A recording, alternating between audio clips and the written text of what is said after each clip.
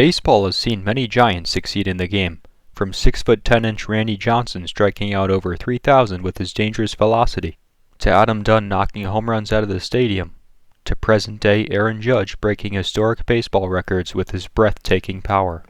But before these giants took the field, there was a man that people heard rumors about, but didn't know whether or not to believe.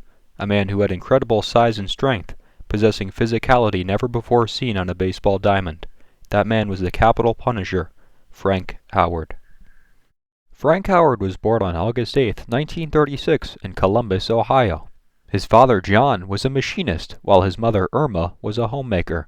John Howard had played semi-professional ball in the Columbus area, a sport he taught to his son.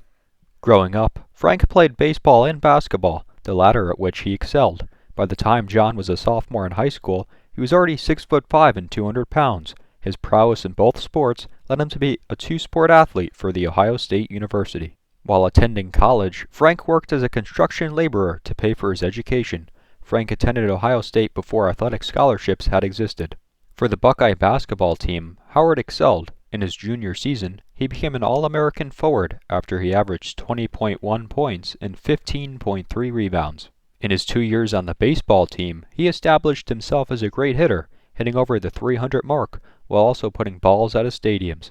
By his senior season, Frank had a tough choice to make. He could either play basketball in the NBA for the Philadelphia Warriors, who had drafted him, or go play baseball for the Dodgers or Orioles, both teams who expressed great interest. He decided to sign with the Dodgers for $108,000, $8,000 of which he gave to his parents for a new house.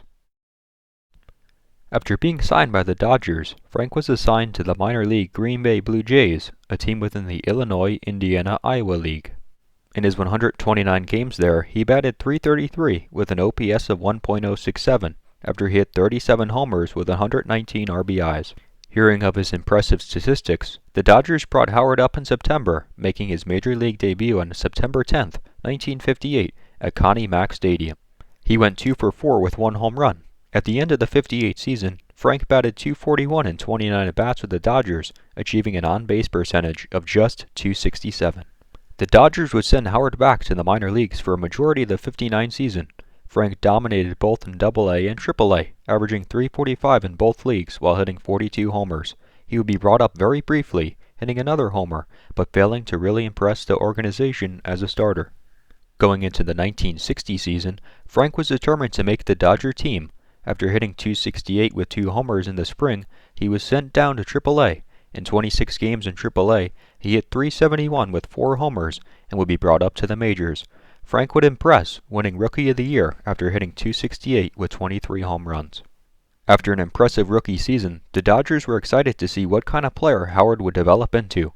Unfortunately, Frank would break his thumb in '61 and would struggle to stay on the field. When he was on the field, he was playing right field, but only for 72 games. He finished '61 batting .296 with 15 home runs.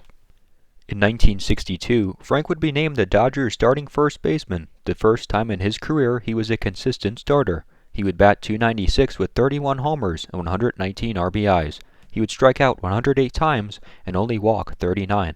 Frank's power continued into 1963, where he helped the Dodgers win a World Series after hitting a 460-foot double off of Whitey Ford, the longest double in Yankee Stadium history. In Game 4, he would hit a 450-foot home run. Frank would begin to grow frustrated with the Dodger organization after inconsistent playing time in '64. At the end of the season, Howard requested a trade, wanting to go to a team that wanted him for his power and not his fielding ability. Frank was thus traded to the Washington Senators on December 4, 1964. In his first 2 seasons with the Senators, Frank suffered from injuries. Within this time, he hit 39 home runs, putting together a batting average of about .284. The Senators knew that at 6'7", 255 pounds, Frank Howard was capable of doing more. Glimpses of the power he had came out every now and then when he hit homers into the upper deck of center field. To unlock his potential, Howard worked with manager Gil Hodges to create a swing that allowed Frank to pull the ball. His power potential became unlocked. In 1967, Frank Howard hit the most home runs in his career, 36, while putting together a .511 slug. The next season, he hit the most home runs in the MLB, 44, while also being selected to his first All-Star team. From 1968 to 1971, Frank wouldn't miss an All-Star game. Within this 4-year span, Howard hit 162 home runs. His devastating power sparked fear into opposing ball clubs, as Frank led the league in intentional walks in 1970 and 1971. It was during this time where he became known as the Capital Punisher. In 1972, the Washington Senators relocated to Arlington, Texas, and became known as the Texas Rangers. Howard was now 35 and at the tail end of his career.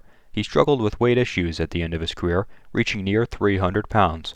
Howard would be traded to the Tigers in '72, a team he stayed with until the end of '73 when he was released. In 1974, Howard would play one game in the Japanese Pacific League, hurting his back during his first at-bat. He would never play baseball again. Frank finished his career with 382 home runs with a batting average of .273. His power would contribute to his lifetime .499 slug and .851 OPS. He ranks third in all-time home run leaders for the Texas Rangers, behind two known steroid users including Rafael Palmeiro and Juan Gonzalez. After his playing career was over, Howard spent his time coaching the Brewers, Mariners, Yankees, and Rays. He was also an interim manager for the San Diego Padres and New York Mets. Frank Howard may not be in the Hall of Fame, but he did revolutionize the sport of baseball. As time went on, many professional ball teams reanalyzed their assessment of tall players like Frank and took a chance on them.